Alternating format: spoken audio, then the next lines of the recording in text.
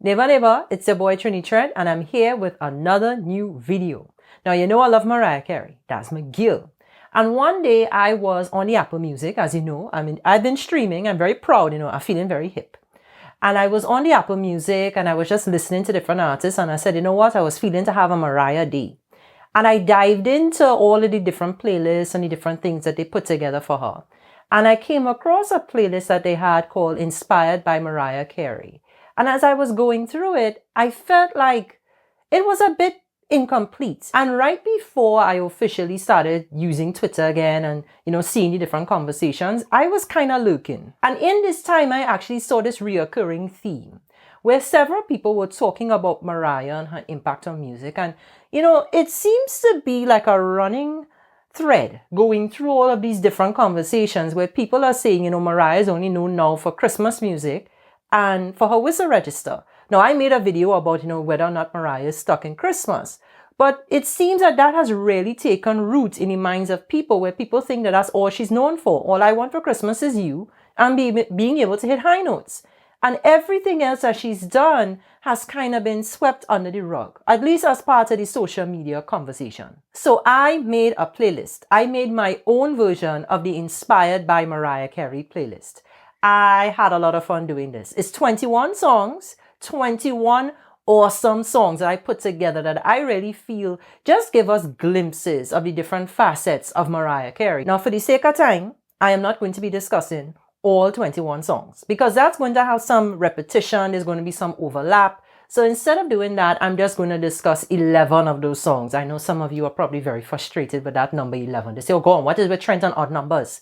But I like the number 11.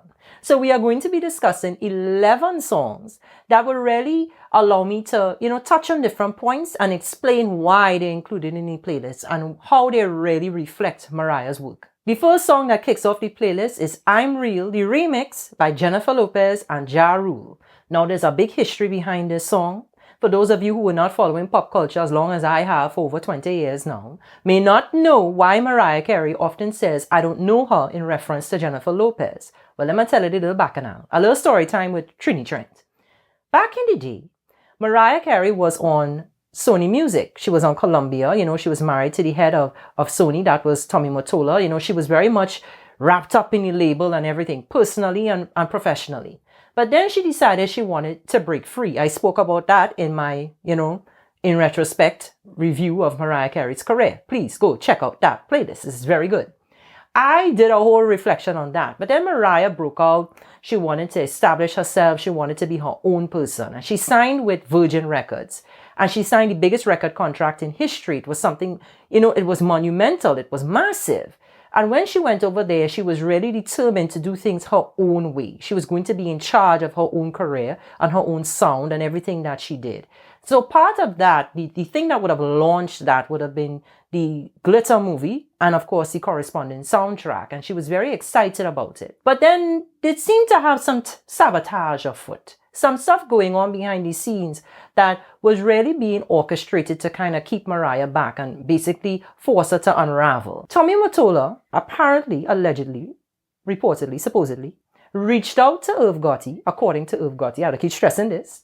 And Irv Gotti said that he got a call one night. He was lying down in his bed or something like that. And Tommy Mottola called him and told him he wanted him to do a remix of I'm Real. And he didn't just want him to do a remix. He wanted him to pair Ja Rule with Jennifer Lopez. Now, Irv found that suspicious because he had just recorded a song called If We with Ja Rule on the Glitter soundtrack that had not been released yet. And not only did Tommy Mottola want that song put together that way, he wanted the song put together in a format that it was J-Lo and Ja Rule doing kind of like a call and response, going back and forth, which is the same structure Mariah had just done. So it just seemed like all these things were coming together. And Irv said he put it together very quickly that Tommy was doing this to screw Mariah over. So it became a whole thing. Anyway, back to the song. When you understand all of that, then you really understand why I put this song first. You see, the song follows Mariah's formula to a T, the way the remix of I'm Real is done. You have the original song, which is very bubbly and effervescent and very pop friendly. And then you take the song and you flip it on its head. You strip back some of the vocal layering, you bring the beat forward, you make it more bass heavy, you make sure it's a hip hop beat, and then you bring a rapper in.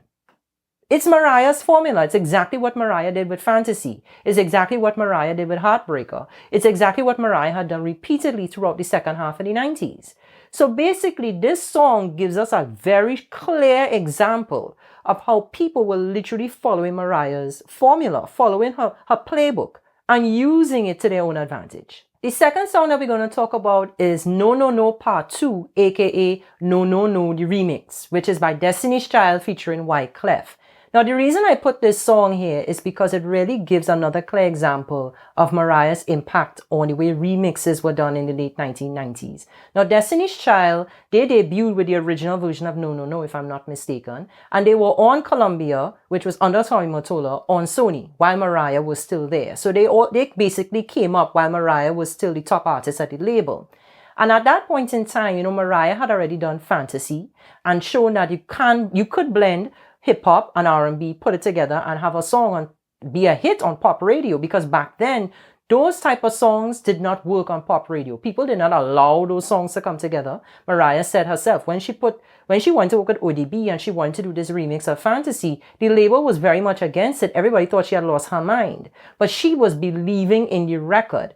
And at that point in time, most of the songs where you heard any kind of blending of hip-hop and R&B, any kind of rap song work, it was very much kept in a niche bubble. It only worked on hip-hop radio. It only worked on R&B radio. It was basically a rhythmic kind of record. It was not allowed to cross over onto pop. But Mariah made it work with Fantasy. And she did it again with Honey. So Fantasy wasn't just a fluke. Fantasy was the first, breaking down the door on pop radio. But Honey proved that she could actually make it a lasting working formula. It was something that was not a one-off. It was something that could keep going. And she just kept going down that track. So once Mariah showed that this was profitable and that you could have an original version that's purely for R&B radio or purely for pop radio, and then you could blend the two sounds together, bring in hip hop, and then have an even wider market, everybody started to follow her. And I really wanted to put this in here because it doesn't just show that it was, okay, she did something in 1995 and it didn't really have an impact until 2005. She was doing something in 1995, 96, 97, and it was having an impact in real time. So here you have Destiny's Child doing a remix of this song, and they're following exactly what Mariah had done. They're literally taking their song, flipping it, and putting out a remix of it with a hip-hop slant that would not have been done if it was like 3 or 4 years earlier. It would have never been possible. The third song is What's Love. This is by Fat Joe, Ja Rule, and Ashanti.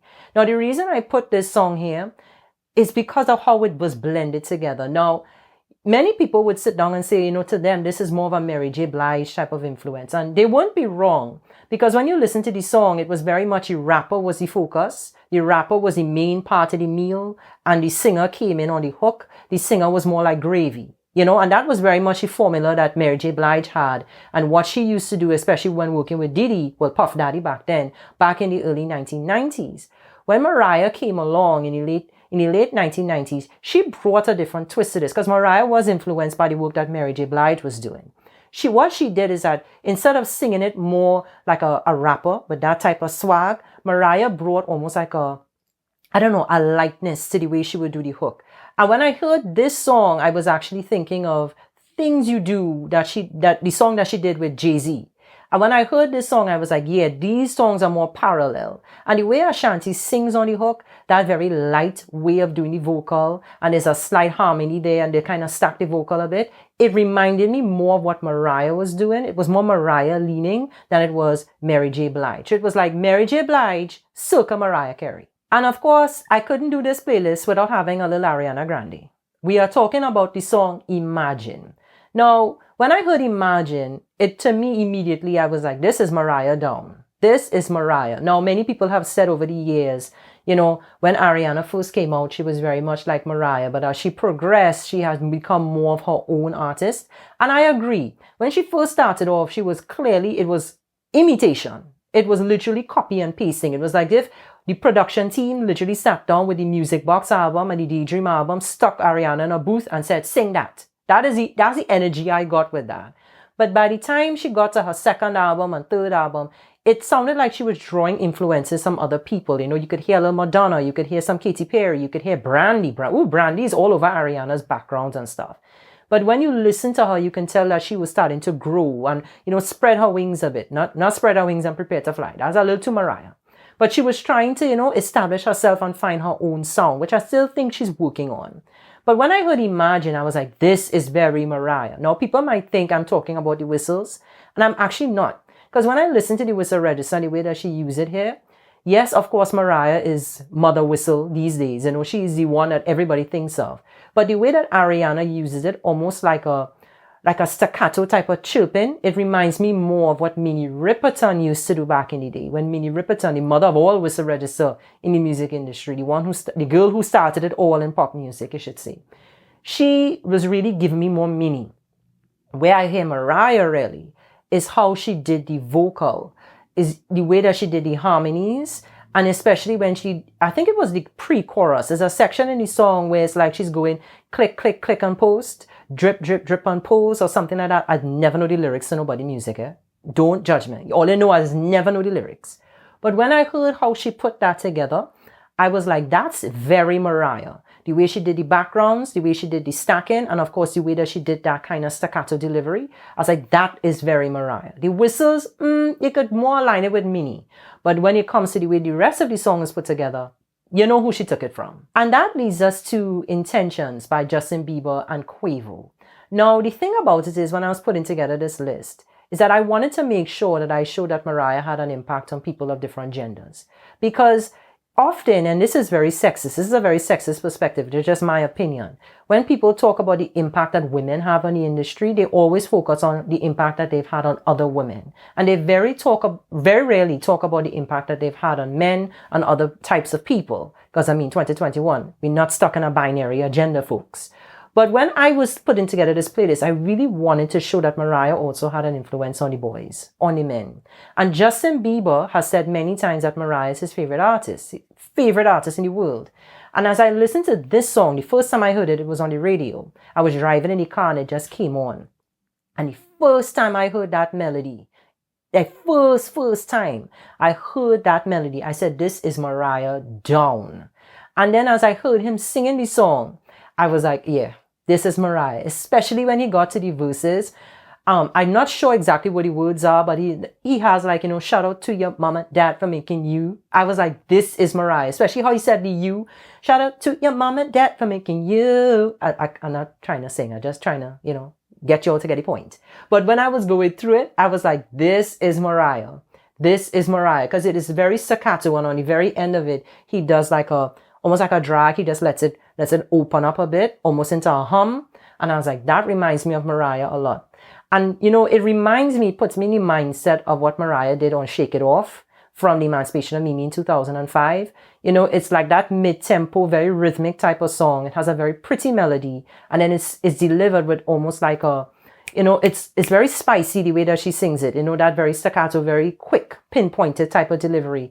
And then it ends with like at the end of every line, there's like a little drag, a little opening up. She does it in the verses when she's like, hold up, my phone's breaking up. I'm gonna hang up and call the machine right back. I gotta get this off of my mind. That's what I was thinking of. And I was like, yeah. And of course, you're putting the rapper, hip hop, R&B, vocal. It works. It's Mariah. Now, the next song I'm going to bring up is a bit controversial. And that's Versace on the Floor by Bruno Mars. Now, Mariah had actually spoken about this song, just very lightly in her interview on QLS Radio, Questlove Supreme, with Questlove from The Roots. And it's a podcast, and she had a whole conversation, and they were talking about, the work that she had done in the early 1990s with Walter Afanasieff. And they had found this magical this series of chords that just really worked, almost like a golden key. And that was on the song Can't Let Go that she had done for the Emotions album and in 1991. And, they had reused that multiple times on different albums because it always just worked. It was just clean, polished type of R&B that always struck a chord on pop radio. Because, pop radio back then, even though they played R&B, it was only a certain type of R&B. And hip-hop still didn't have a voice yet. But this wasn't hip-hop on pop radio. But it was just very interesting how she and Walter had found this formula that they were able to kind of tweak and rework on different albums over the years. And they brought up Versace on the floor. One of the hosts brought up Versace on the floor because he was saying that he could hear that. He could hear Can't Let Go on Versace on the floor. So I found that was very curious. And I went off and I listened to Versace on the floor. And I could hear it. Now, some of you may not catch it. Just in case, you might have a bias, like some of the reviewers of the song, because I actually went and read the reviews on Versace on the floor, and they compared it to Michael Jackson and they compared it to Marvin Gaye. I could hear the sexual healing influence on it. I could hear the Michael Jackson in the vocal delivery, but that beat is Can't Let Go. If you're doubting me, go on the YouTube right here, pull up Can't Let Go and play it at 1.25 speed. Yes, I went and I did it myself. Play it at 1.25 speed. Then listen to Versace on the floor. Tell me that is not the same song. Next up is Be Without You by Mary J. Blige. I feel vindicated right now. I feel very good about myself. Because way back when Be Without You actually came out, I was in secondary school, what Americans would call high school. And I remembered I loved this song. I used to stand this song, especially the music video, because she had this little kind of sliding Nokia looking phone. And I wanted the phone so bad until I saw it in real life. And I said, well, go now. This phone not for me. This phone not nice at all. But anyway, I love the song. The song was such a moment. And I used to be screaming the song all the time. And my friends get so annoyed. But I always used to say, this is We Belong Together. This song reminds me of We Belong Together. And he used to say, you just such a Mariah stan. You can't just let this go. It is not. Can't let go. It is not We Belong Together. You hearing things. Well, in 2020, I think it was, Brian Michael Cox, who worked with Mariah on a couple of her songs, not We Belong Together, he, on Emancipation of Mimi, he actually had an interview with YouKnowIGotSoul.com. And he actually said that later in 2005, he was approached by Mary J. Blige's team because they wanted to have a rhythmic ballad very similar to We Belong Together. And they kept referencing We Belong Together. And that's how Be Without You was born. And I said, finally. It took me about 15 years, but I finally got the proof I needed to show that I'm not crazy. So anyway, this is a very great example of the impact that Mariah had on music in the mid-2000s, because people tend to think her impact was just in the 90s. But after We Belong Together, there were many mid-tempo rhythmic ballads that came out that were very piano and vocal driven, that had a beat that could work across formats. So We Belong Together to me was like the first. And after that, you had Be Without You. You had No One by Alicia Keys. You had Halo by Beyonce. You had Bleeding Love by Leona Lewis. You had all these songs that came out that just worked on several formats. They were global. They were hits that weren't just relegated to just R&B radio. They can go in different spaces. And that's the impact that Mariah had when We Belong Together. And I think it's also very special because Mariah was influencing Mary, somebody who influenced her in the 90s. Mariah had influenced Mary in the 2000s. By the way, prior to Mary getting signed, I think it was on NPR, Mary said that she actually used to sing Love Takes Time as part of her showcase before she got her record deal. So it's just like this continuous cycle, and I just think it's a beautiful thing. Let's talk about Brandy. Brandy has a song called Have You Ever? This came out, I think it was on the Never Say Never album in the late 1990s. When I listen to this song, I hear Mariah in the harmonies. I hear Mariah in the way that Brandy stacked her vocals and the way she sang the song, the background vocals. The lead vocals, not very much Mariah. The lead vocals, I could hear a little Whitney, I could even hear a little Janet. But the background vocals, they actually give me Mariah. And Brandy was actually listening to the Butterfly album heavily when she was recording Never Say Never. That was one of her favorite albums at the time. So I can definitely hear where she pulled from Mariah, where Mariah had an impact on her hair. And another one of Mariah's daughters, as they say the ballroom scene, daughter. Another one of Mariah's daughters is Christina Aguilera with Beautiful. Now, I could have actually used Hurt from Christina's Back to Basics album, which came out around what year was that? Like 2006, 2007. Back to Basics, Hurt, to me, was just Christina's version of Looking In that Mariah had from Daydream. But I wanted to use Beautiful because when I hear this song, I've actually seen people put this on playlists from showing Whitney's influence on Christina. And I can understand if you're trying to compare the themes and you're saying it's very greatest love of all. However, what I would say here is that, moment in time, that type of music, one moment in time. But what I would say here is it's very Mariah in the way that she sings it, not just the theme, but the way that she sings it, where she does all that riffing in the lighter part of her falsetto. You know, Christina to me is very much a child of like the big voice divas of the 90s. You could hear Whitney's impact on her. You could hear Celine. You could hear other women's impact on her. And even though she says Etta James is like her all-time favorite, the person to me who echoes the most in the way her vocals are done is Mariah. So much of Christina is Mariah Carey. Don't matter how far she has gotten in the music industry. When she sings, you can never deny the impact that Mariah has had on her vocal delivery. And I think that Beautiful is a good example of that. At number 10, which I know some of your wish was the last one, we have Medicine by Kelly Clarkson. This is actually from Kelly Clarkson's Meaning of Life album. I think that's her most recent studio album, not counting Christmas stuff. I could actually do a whole video talking about the impact of Mariah on Christmas music today, but I might actually do that separately. But when you listen to this song, the first time I was listening to the album, I was very excited because she said she was heavily influenced by Aretha and Whitney and, you know, the big voice divas of the 90s and R&B, and she wanted to have something more soulful.